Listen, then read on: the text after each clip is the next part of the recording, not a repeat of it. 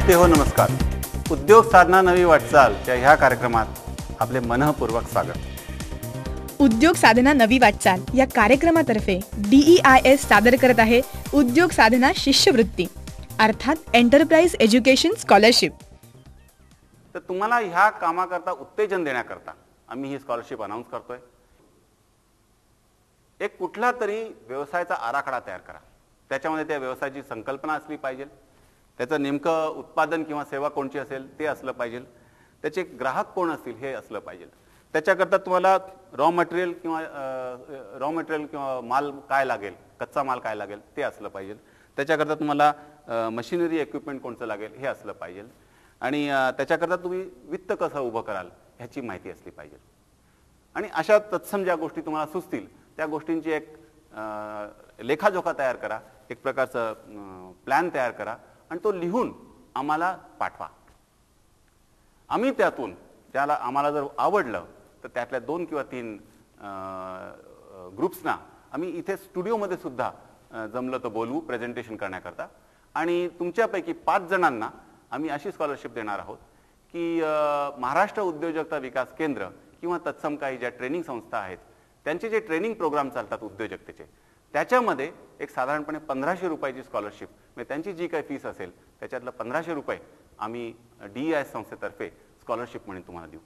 तुमचा जो काही व्यवसायाचा आराखडा आहे तो आम्हाला लवकरात लवकर या आठवड्यात 2 आठवड्यामध्ये पाठवायची व्यवस्था करा आणि त्याच्यातनं आम्ही सिलेक्शन करू आणि मग स्कॉलरशिप अनाउन्स करू. अशी 5 जणांना ही स्कॉलरशिप आम्ही देऊ करत आहोत. तुमचा हा व्यवसायाचा आराखडा कुठे पाठवायचा तर आमचा पत्ता लिहून घ्या. DEIS Prabhat house, Damlepath, law college road, Pune 411004.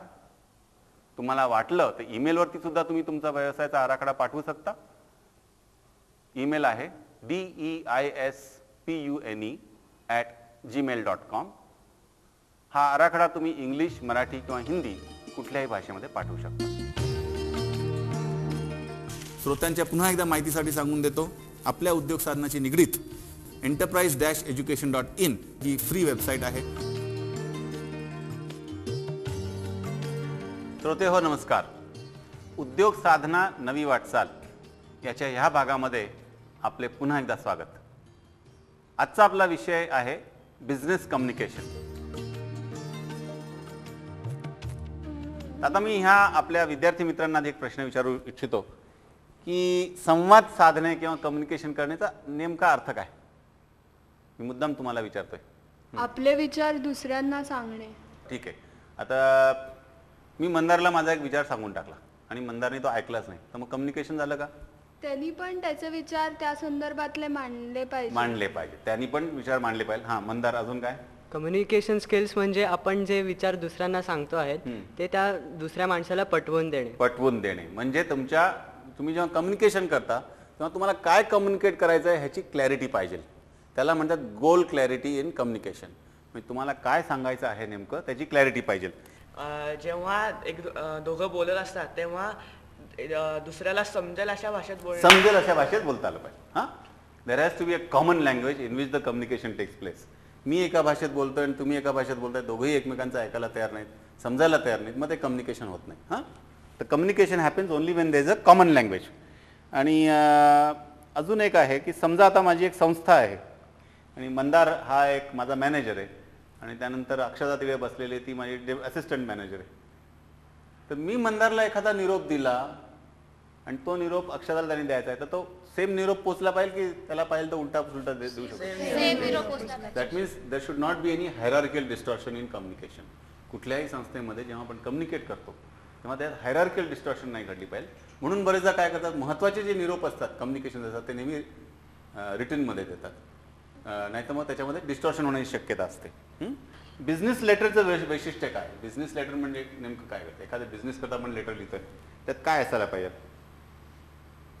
Business लेटरमध्ये काय त्याचे पोर्शन्स काय. बिझनेस बद्दलची माहिती आणि आपल्याला काय त्याच्याबद्दल जाणून घ्यायचं ते तेवढंच असलं पाहिजे. बिझनेस लेटरमध्ये फापट पसारा करायचा नसतो. पॉइंट लिहायला लिहायला पाहिजे.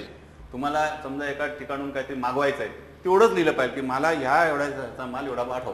सर्वात प्रथम पत्रावर डेट असणं महत्त्वाचं आहे. त्यानंतर जी व्यक्ती पत्र लिहितीये किंवा ज्या संस्थेतर्फे ज्या कंपनीतर्फे ती पत्र लिहितीये त्या कंपनीचं संपूर्ण नाव, त्या कंपनीचा संपूर्ण पत्ता, त्यानंतर त्याच्या खाली आपण ज्याला पत्र लिहिणार आहोत त्याचं नाव किंवा त्याचा पत्ता संपूर्ण किंवा त्या कंपनी संस्थेचा पत्ता, त्यानंतर खाली संदर्भ की आपण हे पत्र कशासाठी लिहित आहोत किंवा याच्या अगोदर आपण त्यांना काही पत्र लिहिली आहेत का किंवा असे काही त्याचा संदर्भ, त्याची सगळी माहिती आणि त्यानंतर विषय असायला हवा की आपण हे पत्र कशासाठी लिहित आहोत आणि त्यानंतर थोडक्यात परंतु त्यांना समजेल अशा कॉमन लँग्वेजमध्ये खालचा मसुदा असायला हवा की त्यांना आपल्याला जे काही त्यांना सांगायचं आहे ते त्यांना मोजक्या शब्दामध्ये परंतु अचूक समजलं पाहिजे. त्यानंतर खाली सही आणि बँकेचा किंवा त्या व्यक्तीच्या संस्थेचा शिक्का असायला हवा. आता मी थोडं फॉलो नाही केलं पण सुरुवातीला ग्रीटिंग्स काही असतात की नाही, महोदय असं काही ते सांगितलं होतं तू? ओपनिंग मध्ये रिस्पेक्टेड सर, रिस्पेक्टेड सर किंवा महोदय किंवा असं एक फॉर्मॅट आहे, सन विवी असं काहीतरी रिस्पेक्टफुल लिहायला पाहिजे. तर आता हे जे सांगितलं आपल्याला स्वातीने अतिशय करेक्ट सांगितलेलं आहे. आपण एक काम करूया, आता एक व्यावसायिक पत्र किंवा बिझनेस लेटर कसं लिहायचं याचा आपण थोडासा आढावा घेऊया. इथे आपल्या वर्कबुकमध्ये पान क्रमांक 17 वरती एक पत्र दिलेलं आहे, ते मी तुम्हाला वाचून दाखवणार आहे. एक सॅम्पल पत्र इथे दिलेलं आहे, त्यात असं दिलेलं आहे की ABC company 66 doctor Rajendra Prasad road Bangalore, त्यांचा संदर्भ क्रमांक दिला आहे, दिनांक दिलेला आहे, प्रति कोणाला लिहिलं आहे त्यांचा पत्ता दिलेला आहे आणि मग पत्र आहे, महोदय माझ्या ABC कंपनीला आपण ₹25,000चे कर्ज मंजूर केल्याबद्दल मनपूर्वक आभार. आमच्या स्वाक्षरीचा कर्ज प्रकरण कागदपत्रे सोबत पाठवित आहे. कर्जाचे लवकरात लवकर वितरण व्हावे ही विनंती. आपण मला व्यवसाय सुरू करण्याची संधी मिळवून दिली, हे कार्य गौरवास्पद आहे. आपला आभार आणि आपला विश्वासू वगैरे वगैरे असं आहे. असं तुम्ही एक आता पत्र लिहायचं आहे अशा धरणीचा आणि त्याचा 3 विषय दिलेले आहेत की ABC कंपनीला XYZ कंपनीकडून 50 खोकी रेजिस्टर्सची विकत घ्यायची आहेत किंवा ABC कंपनीला XYZ कंपनीने बनवलेल्या मिक्सरबद्दल माहिती हवी आहे किंवा ABC कंपनीला XYZ कंपनीच्या इलेक्ट्रिकल वायरिंगचा प्रस्ताव पाठवायचा आहे. अशा 3 पैकी कुठलाही एक विषय घ्या आणि एक बिझनेस लेटर लिहायचं. आणि मित्र हो, आपले हे मित्र जोपर्यंत ते बिझनेस लेटर लिहित आहेत, स्वातीने त्याचं रूपरेषा आपल्याला सांगितली आहे. तुम्ही हे बिझनेस लेटर लिहू शकता, त्याची माहिती मिळवू शकता. आमची निशुल्क वेबसाईट आहे www.enterprise-education.in. त्याच्यावर अवश्य भेट द्या आणि तुम्हालाही आमच्या या एक्सरसाइजमध्ये सहभागी होता येईल.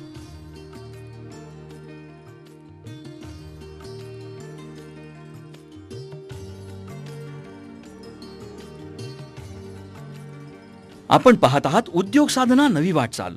घेऊया एक छोटीशी विश्रांती. उद्योगांच्या शास्त्रशुद्ध प्रशिक्षणासाठी अत्यल्प दरामध्ये CD, DVD, कॅसेट्स आणि पुस्तकं उपलब्ध. DEIS उद्यमशास्त्र श्लोकरूपी पुस्तिका ₹20. Enterprise education trainers manual, enterprise education students workbook. याशिवाय उद्योगासंबंधी शैक्षणिक मल्टीमीडिया, उद्योगांच्या व्हिडिओ CDs उपलब्ध केवळ ₹350 मध्ये. DEIS ची वेबसाईट आहे www.deispune.org किंवा लिहा DEIS Prabhat house, law college road, Pune 4. Email deispune@gmail.com. Phone number आहे 020-2543-9101. मोबाईल 9881364977. DEIS सादर करीत आहे आदर्श माता सीतेचं नवं स्वरूप, सीता शक्ती काव्य, एक प्रसन्न संगीतमय अनुभव. सीता शक्ती काव्याच्या ऑडिओ कॅसेट्स, VCDs आणि पुस्तकही उपलब्ध. संपर्क सीताशक्ती@mail.com. फोन 020-2543-9101. विश्रांतीनंतर आपलं पुन्हा स्वागत. कसं पत्र कसं लिहिलं सांगा. प्रति व्यवस्थापक XYZ कंपनी, महात्मा गांधी मार्ग, बंगलोर. महोदय, आमच्या व्यवसायासाठी आम्हाला रजिस्ट्रेशनच्या 50 खोक्यांची गरज आहे. तरी तुम्ही ती खोकी आम्हाला विकत द्यावी अशी आमची इच्छा आहे. तरी आपण ती लवकरात लवकर आम्हाला पुरवावी अशी नम्र विनंती. आपले विश्वासू XYZ मालक संचालक. Very good. स्पष्टता अजून काय स्पष्टता कशी आली असती? एक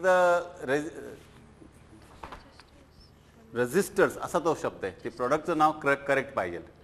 हां, तुम्ही जर चुकीचा प्रॉडक्ट ऑर्डर केला तर चुकीचा प्रॉडक्ट येईल. प्रॉडक्ट काय होता? रजिस्टर्स. आणि ह्यांनी काय केलं त्याचं रजिस्टर्स काय ते केलं वेगळं थोडं केलं. अच्छा, दुसरा अजून काय प्रॉब्लेम होता पत्रामध्ये? हां, अमाऊंट पे कसं करणार ते त्यांनी नमूद नाही केलं. बरं ठीक आहे. अमाऊंट पे कसं करणार, म्हणजे तुम्ही बिल पाठवा, आम्ही असं करू तसं करू, ते एक थोडंसं पाहिजे होतं. बाकी काही? हां, सर त्यांचं उत्तर त्यांना लवकर कळावे हे त्यांनी त्याच्यात लिहू शकले असते. ठीक आहे, चांगलं आहे, इम्प्रूव्हमेंट चांगलं आहे, थँक्यू व्हेरी मच. तुम्ही सांगता तुमचं पत्र काय लिहिलं ते? हां, प्रति व्यवस्थापक XYZ कंपनी 360 नवी पेठ पुणे 30. महोदय, आम्हाला XYZ कंपनीचा नवीन ब्रँडचा मिक्सरबद्दल माहिती हवी आहे. त्याबद्दल कोटेशन तुम्ही आम्हाला पाठवावे हीच विनंती, व जमल्यास तो मिक्सरसुद्धा आमच्या वरील पत्त्यावर पाठवून दिला तर चालेल. आम्ही ह्याची पेमेंट अकाउंट चेकने कळवावे. आपला विश्वासू ओके, सो चांगला केलेला आहे. ह्याच्यात काही इम्प्रूव्हमेंट्स करण्यासारखे आहेत? हां, स्नेहल. त्यांनी उत्पादन आणल्याबद्दल त्यांचं अभिनंदन करायला पाहिजे होतं. बरं ठीक आहे, चांगलं आहे. एक गोष्ट ज्या दोन्ही पार्टीजनी लिहिली नाही ती म्हणजे संदर्भ क्रमांक आणि तारीख, दिनांक ही महत्वाची असते. तर आम्ही तिला प्री प्रिंट केली आहे. लिहिलेली आहे, सांगायची किती दिनांक सांगायची. हां, ओके. मला वाटतं ह्या दोन ह्याच्यावरनं आपल्याला भरपूर माहिती मिळालेली आहे. कुठल्याही बिझनेस कम्युनिकेशनमध्ये स्पष्टता पाहिजे. तुम्हाला नेमकं प्रॉडक्ट कोणता पाहिजे आहे किंवा नेमकं सर्व्हिस काय पाहिजे आहे ते एकदम थोडक्यात लिहिता आलं पाहिजे. आणि आपल्या ज्या स्टुडंट फ्रेंड्सनी सांगितल्याप्रमाणे त्याच्यामध्ये कमर्शियल टर्म्स हे पण शक्यतो क्लिअर पाहिजे. त्याचा वेग नाही पाहिजे की असं पाठवा नाही पाठवा, स्पष्टता पाहिजे त्याच्यामध्ये, म्हणजे मग ते पत्राला काहीतरी अर्थ निघेल. आता तसं जसं हे बिझनेस कम्युनिकेशन इन रायटिंग केलं आहे तसं आपण ओरल कम्युनिकेशन एक म्हणतो. ओरल कम्युनिकेशन म्हणजे मौखिक कम्युनिकेशन जे असतं, तर हे जे आहे ना हे आपण एका फील्ड प्रॅक्टिकलनी बघणार आहोत. तर त्याच्याकरता आपण काय करणार आहोत, स्टुडिओच्या बाहेर आपले अजून काही विद्यार्थी मित्र आहेत त्यांचं ते प्रात्यक्षिक जाऊन आपण बघणार आहोत. तर ते प्रात्यक्षिकामध्ये काय होणार आहे की माझ्याकडे एक मेसेज आहे. तो मेसेज मी ते जे विद्यार्थी बाहेर उभे आहेत त्यांना असं एक फील्डच्या चारी कोपऱ्याला उभं केलेलं आहे आणि पहिल्या विद्यार्थ्याला मी हा मेसेज देणार आणि तो मेसेज तो वाचून त्यांनी दुसऱ्याला द्यायचा, दुसरा तिसऱ्याला देईल, तिसरा चौथ्याला देईल आणि मग चौथा येऊन माझ्याकडे तो मेसेज परत आणून देईल. असे ते 2 गट केलेले आहेत तिकडे. त्या 2 गटांपैकी कोण चांगलं उत्तर परत आणतं हे आपण बघणार आहोत. हां, बरं. तर प्रेक्षक हो, तुम्ही सुद्धा आम्हाला जॉईन व्हा. फील्डवरती आपण ती एक्सरसाइज बघणार आहोत. तर त्या एक्सरसाइजमध्ये नेमका मेसेज मी काय देणार आहे तो मी तुम्हाला वाचून दाखवणार आहे, पण तुम्ही मात्र तो आमच्या विद्यार्थ्यांना सांगू नका. तो मेसेज असा आहे, या आठवड्याच्या उत्पादनासाठी मागवलेल्या कच्च्या मालामध्ये आपल्या मागणीपेक्षा वेगळा माल पुरवठादाराने पाठवला आहे तो परत पाठवून द्यावा. आणि दुसरा एक मेसेज आपण जो देत आहोत, पास ऑन करणार आहे, तो आहे, जर वरुण वृष्टी होत असेल तर ग्रंथालयात जमायचं, पण वरुण वृष्टी होत नसेल तर वरुण सरांचं भाषण ऐकायला वरांड्यात जमायचं. चालेल ना?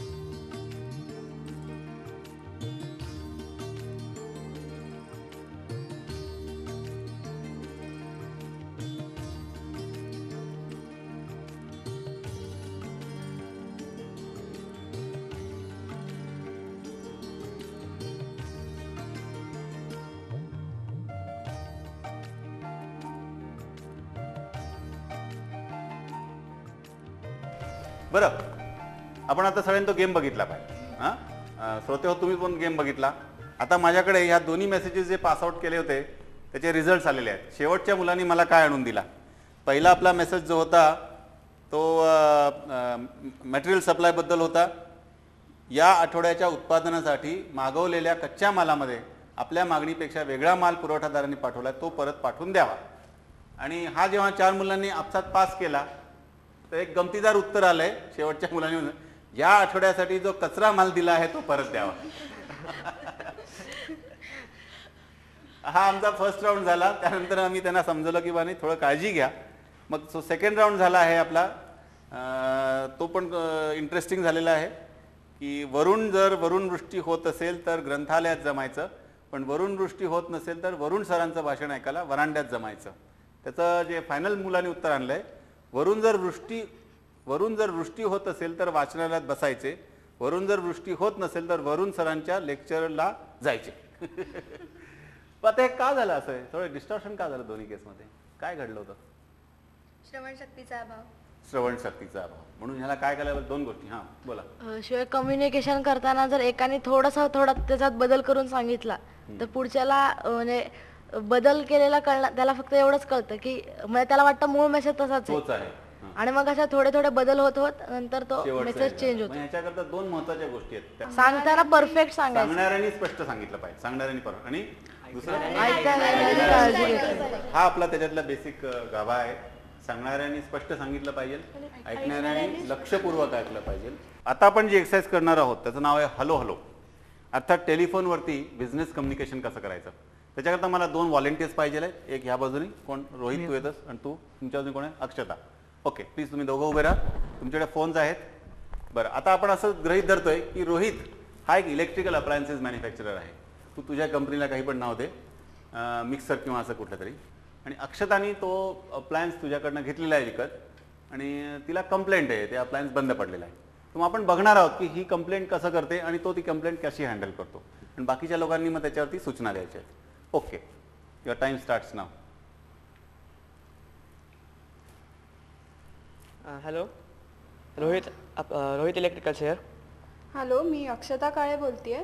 मी आपल्या दुकानातून 1 महिन्यापूर्वी दिनांक 1 तारखेला मिक्सर घेतला होता, पण तो कालच बंद पडला आणि तो चालत नाहीये. तो सुरू केला की नुसतं फिरतच नाही त्याच्यातलं तो मधलं.